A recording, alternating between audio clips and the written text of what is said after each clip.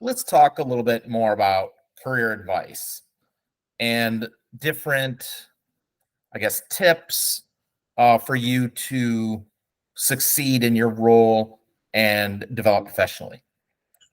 First one I'd bring up would be think about getting outside of your comfort zone. Whenever you try something new, you have to prepare yourself and do some research, um, getting yourself ready. Just like if you were getting ready for a game, you have to train, you have to investigate and review the other side so you're ready. So getting out of your comfort zone is really going to help prepare you for either your next role, make you more successful in your role currently, or even setting you up for promotion.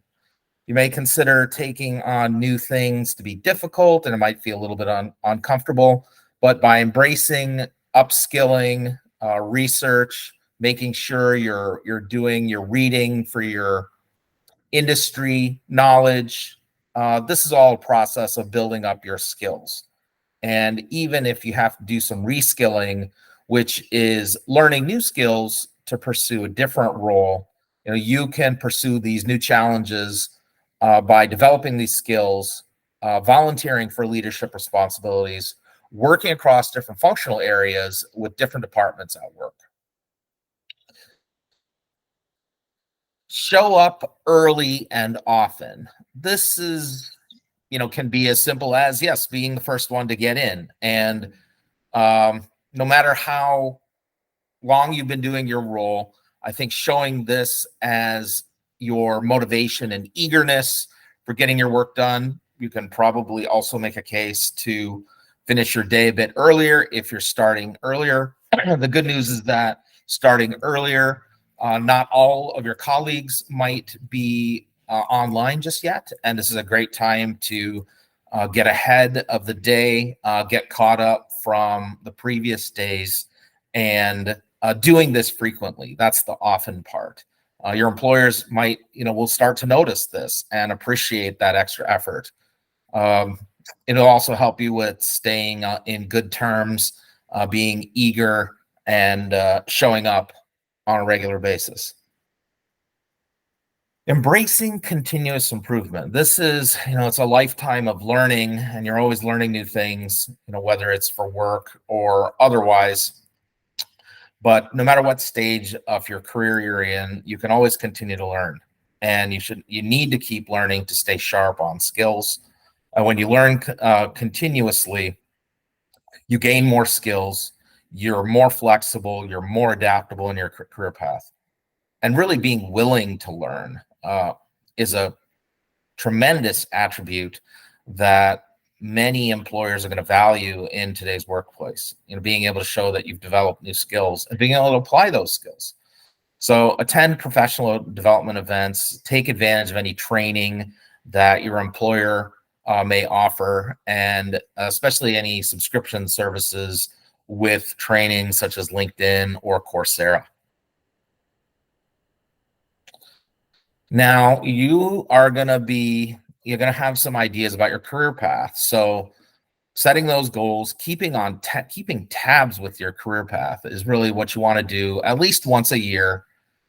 Keep your network fresh, make sure you're updating LinkedIn, checking out any new opportunities, compare yourself, your salary, especially before any comp discussions. Looking at some of that market data can always, help you and make sure you're achieving your goals for financial as well.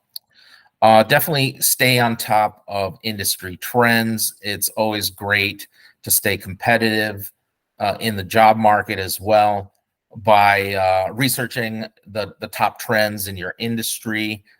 It's also a good time when checking on your career path to, maybe talk to some peers, attend some networking events, see what others are doing, and making sure that you're tracking towards any goals that you've set out, whether it's this year or your 5-year goals. Always make some regular check-ins on your career path. Finding value in feedback or criticism. Now, there's always some nugget from feedback, even if you hear something that could be completely off base, you disagree with it, look at it objectively and see where there's some value you can get out of it and make some improvements. And using it as constructive feedback, especially if it's something you don't always agree with. So each piece of feedback that you're going to get is going to help you grow and further develop in your career. And instead of focusing on the delivery or how the message received or the person that's giving you the feedback, just do your best, manage your emotions, and then try to take where there's some value out of that. And I know I've been in this situation a few times where I don't know, I think I was told maybe I could be doing more, and I was like, okay, yeah, maybe I could be doing more. And so, and I remember being new to the role and not even like a month or two in the role, and somebody's already criticizing me that I'm not doing enough. It's like, okay, well, and then I remember really immersing myself into the role, and then coming out after only a few months being an expert and knowing quite a bit, still with a lot more to learn. And that's, I think, what's always good to keep in mind. No matter how much you've learned and you've achieved, there's always more for you to learn and to be better. Nobody's perfect. We all want to be better. And so taking that value out of the feedback or criticism. And it really is just essential for growing. And I think the biggest part of taking feedback and being coachable is that self-awareness. So holding yourself accountable. Now, this is living up to your commitments, living up to any promises, holding on to deadlines. So it's really important that, matching your words with your actions. Employers are really going to appreciate dependable employees that they can trust. If you tell your manager or one of the leaders that you're going to be able to finish a project by a certain time, then doing all the necessary steps to finish the project is essential. It's about maintaining the relationships, and trust is a big part of that relationship. Once you hold yourself accountable and you stay accountable to what you've set for expectations, you'll notice that other people will notice and rely upon you for being able to get things done when you say you're going to be able to get them done. Don't be afraid to ask questions. Now, this could be anything that's unclear about requirements or expectations, or maybe it's a newer area. Some people shy away from questions because maybe it makes them seem like they're not experienced or they don't know what they're doing. And I don't think that's the case. I think asking also the right kinds of questions, being prepared, asking smart questions, digging in deeper is a huge advantage. And your employers, the people that you're interviewing with will all notice this.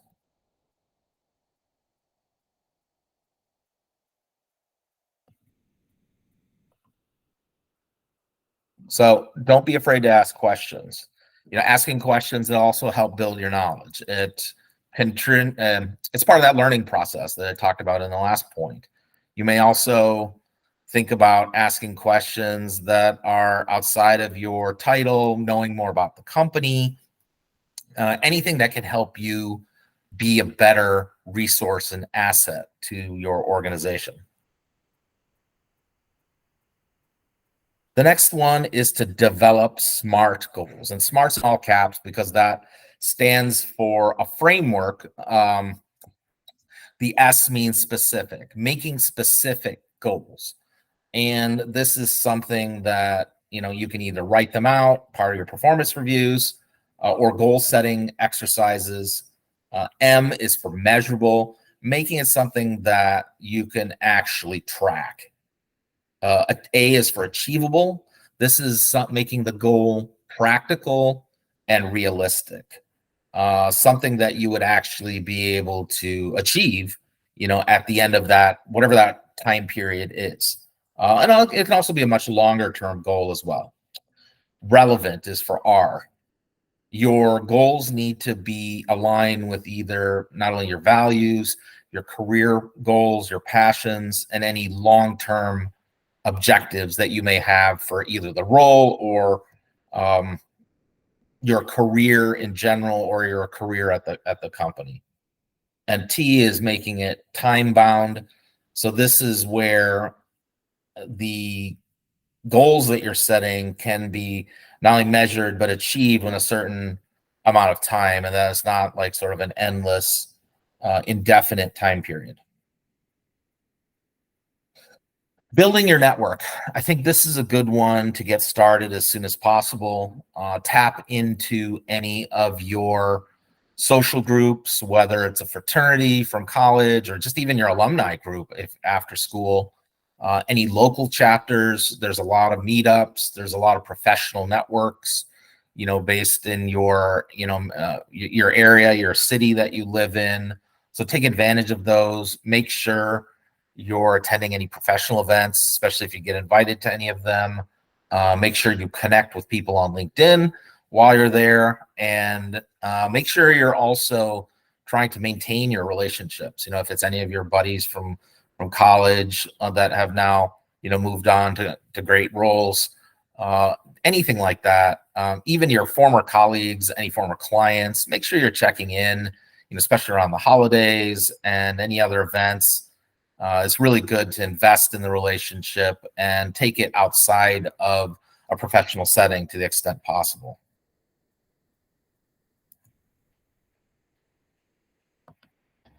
Don't be afraid to ask for help. This is a little bit different than asking questions. This is where, if you have now made several commitments to getting things done at a certain time, or project deadlines, maybe something changed, maybe you lost a resource, definitely raise your hand and speak up to your manager, to whoever the project sponsors are. And as you're giving updates on a periodic basis, raise certain things as issues and be able to try to anticipate things that may come up as potential risks. The sooner that your leadership or your project sponsors or your manager knows that there may be an issue and that you can quantify the issue, or you can point to a reason, that helps in terms of being able to now get help. Maybe you have to hire somebody. Maybe you have to borrow resources on a temporary basis. Maybe you have to push back the deadline, and having that conversation, and one of those difficult conversations sooner rather than later, is going to be to your advantage and not come as a surprise to anyone, because you were transparent about it. You were able to ask for the help that was needed. And it's not perceived as a weakness. This is perceived as a strength. And especially if you can anticipate where some of these pitfalls might occur. Staying positive. Now, this can be hard, especially when things might be going sideways, or there's a lot of stress, or there's something else going on at the company. It could be a challenging environment with the company financially. Maybe it's just after some layoffs, but always staying positive. It's, people that are perceived as optimistic, even during the hardest of times, like keeping a cool head, staying cool under fire. These kinds of qualities and characteristics are always going to be perceived as very, very positive, very advantageous for you. Being able to view any of the challenging situations that you come across, being able to think clearly, continue to problem solve, and be resourceful, comes a lot from having that positive attitude.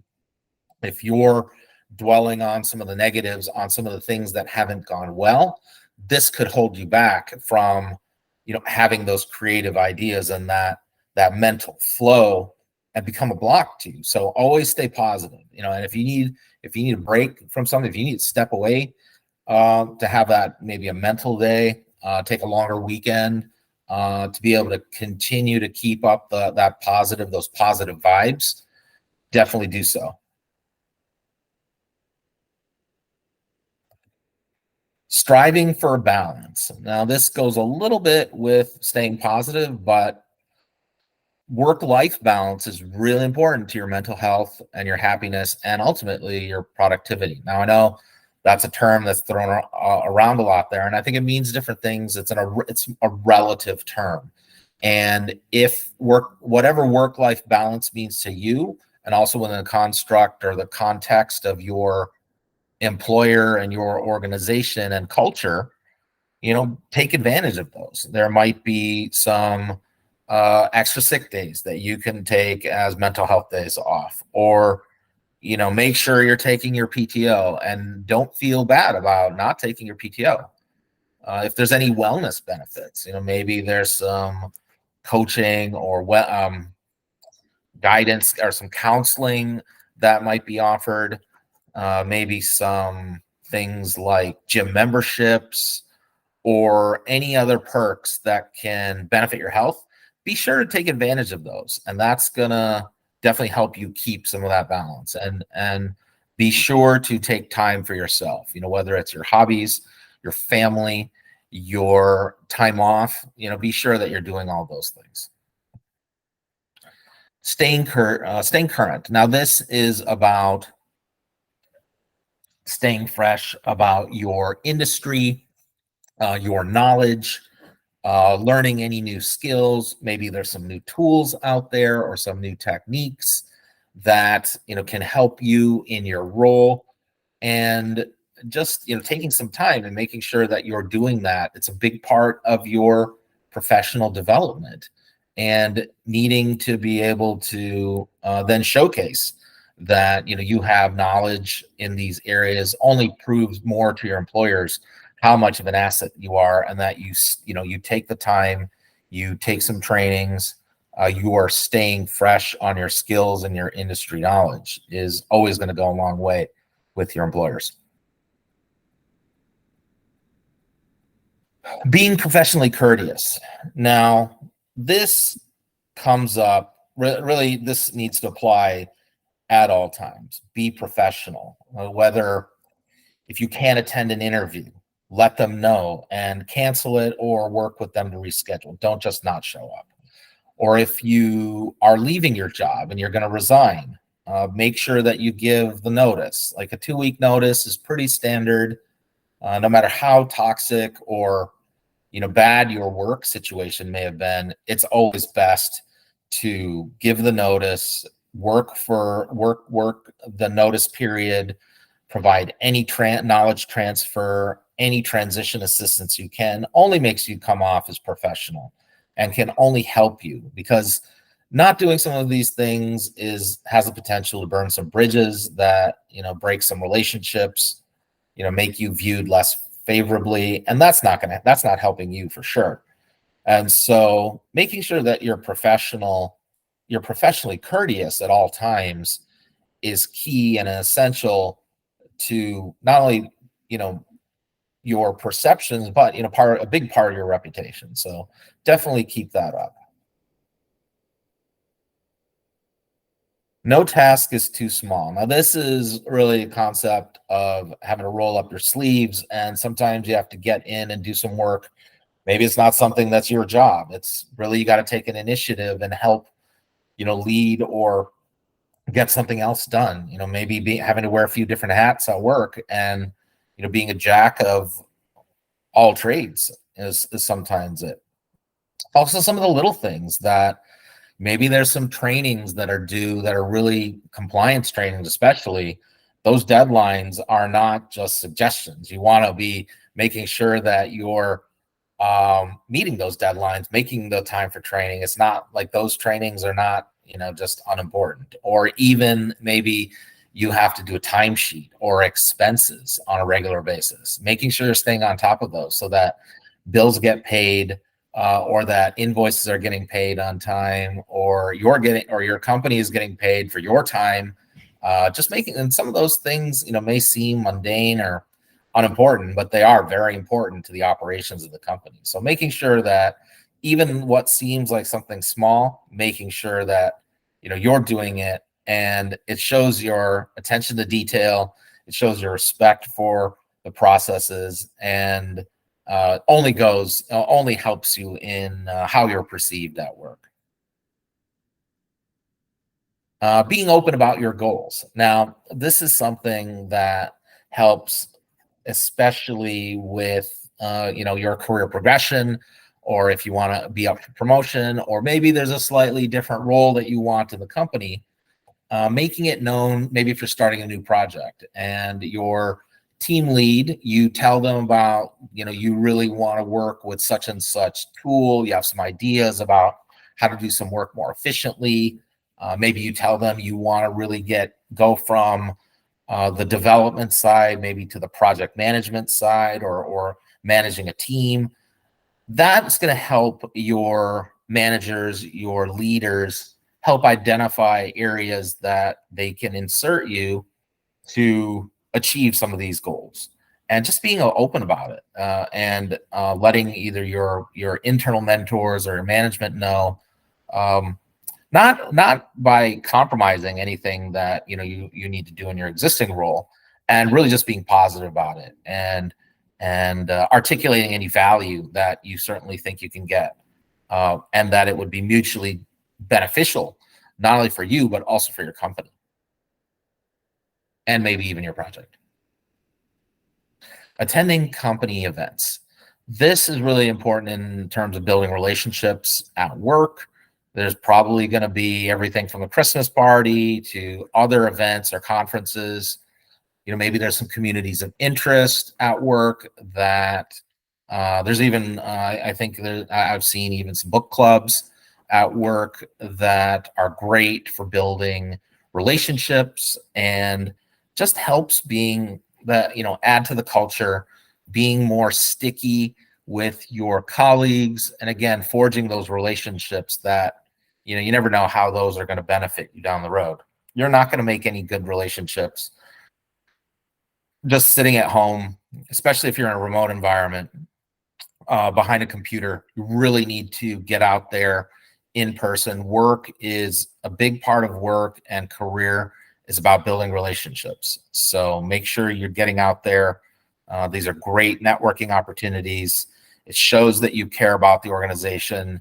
It shows that you can learn more about the culture, you care about the culture, and you want to be involved. And a big part of that is goes towards leadership skills as well. So interview skills. This is also being, not only is it interviews for, say, new jobs, but it's also interview skills with respect to how you would conduct an interview. Someday you may be on the other side as a hiring manager or involved in the interview process. And having been on one side of the equation, I've myself been on both sides, having an interview for another role or conducting several interviews. And some of the work that I know I've done over the years is the interviews are also interviewing clients. And sometimes you have to conduct several interviews to do an assessment or understand a root cause of an issue. Anytime you have to have meetings with your colleagues from maybe another department, or maybe it's just another team. Anytime you're going to have a meeting, it's almost like, when you're asking questions, it's in a way your interview skills and asking the right kinds of questions and active listening and following along with, what's being said. And, if something isn't clear, getting clarification on that, or if somebody says something and maybe it lacks some detail, being able to dig into that further. So these are all different ways. And one common way for interviewing, say, for a job, is to use the STAR method. And this is to highlight all of your examples and various experiences by describing the situation, that's S, describing the task at hand, T, the action that you took, A, and the result, R, star. And so crafting your responses in that way can definitely help you with being able to better articulate each situation. And in preparation, if you think about and maybe write out or practice your interview skills in that framework, the STAR framework, maybe that can also help you with, how you're doing that. And then you start doing that more naturally. Learning about different parts of your company. I think this is a great one, especially I'd be surprised how many times I come across people who really only know what it is that they do, and you ask them anything else, and sometimes they just don't know. And I think work and environments, there is a mechanism, really just takes self-interest and being interested in other parts of your company. Maybe it's how the company operates, maybe it's the where the company operates, the different products, the different departments, the different divisions. There's so many different aspects to companies depending on how they're set up, and just showcasing that interest and developing that knowledge over time. Most leaders in executive positions, they're the ones that really know more. They've either been around or they are generalists. Also, if you're thinking in terms of strategy career, understanding different functional areas of a company, different operations, getting exposure to those, even if you're just having coffee with a colleague from another department to tell them more about what they do and what's going on with their department and how it works, goes a long ways towards also establishing your credibility, your professionalism, your just commitment to the company. So all things to keep in mind.